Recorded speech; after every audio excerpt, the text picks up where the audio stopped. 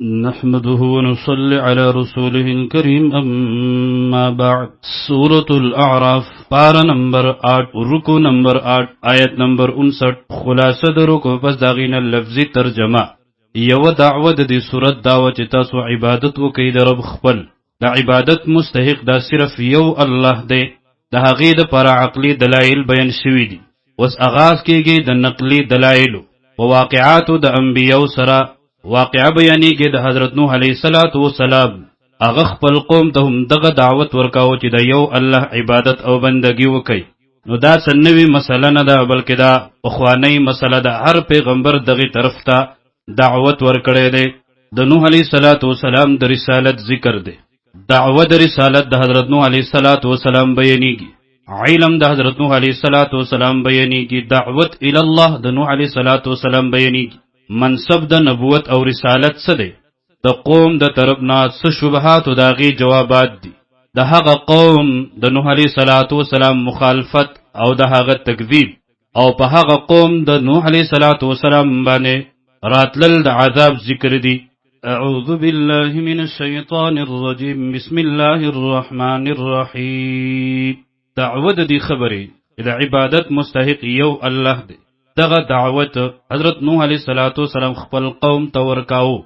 لقد یقینا ارسلنا لګل اومنگ نوحا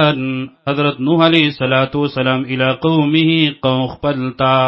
په دغه وخت کې هم دغه خلق او د کی اشاره د دیتا چې د نوح علیہ السلام نبوت د یو زمانی یو وخت پورې د آدم علیہ السلام په اولاد کې توحید او ډیر وخت پس هغه په شرک کې مبتلا شو سو بزرگانو هغه وفات شو د هغوی د تصویرونو نه د هغوی مجسمه جوړ کړي اول به تعظیم کا او بیا چې نور خلق را له هغوی عبادت او بندګي شروع کړ رب العالمین د هغوی د اصلاح د پر حضرت نوح علیه السلام راولېږي یو کم سلويخ ځکه د نوح علیه السلام تذکره ده او یو سورت هم په نوم د حضرت نوح علیه السلام په قران کې موجود فقال بس هغه یا قوم ای قوم زما اعبد الله عبادت و بندگی کوي د الله عبادت د عام دی کمالی وی ک بدنی وی کمالی او بدنی دواړه وی ک د جبه عبادت دی ک لاسونو عبادت دی ک د زړه عبادت دی عبادت چې څومره هم دی ټول یو الله لره دی مالکم نشتلستاسو د پارا من الہن حسوک لایق د بندگی معبود غیره سوا د هغنا سوا د الله نه او کچری تاسو انکار کوئ د توحید نه په شرک کفر کې مبتلای دعوت زمان نه منئ ایمان نه راوړئ انی بشک ز اخاف یریګم تاسو نه یریګم نه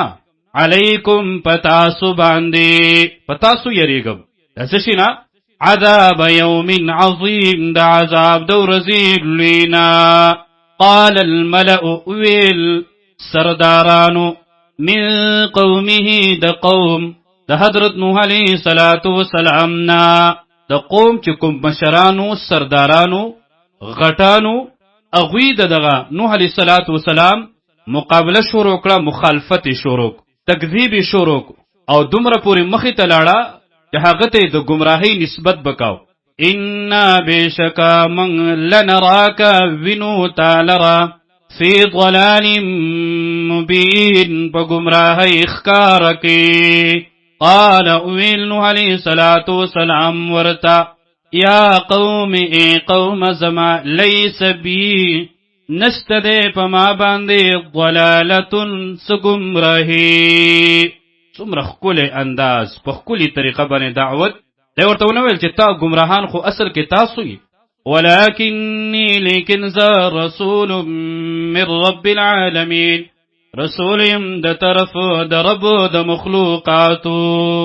دعوت رسالت شو زه د الله رسول یم نبی پیغمبرم منصب د رسالت بیانی ابلغکم رسوم ز تاسو ته رسالات ربی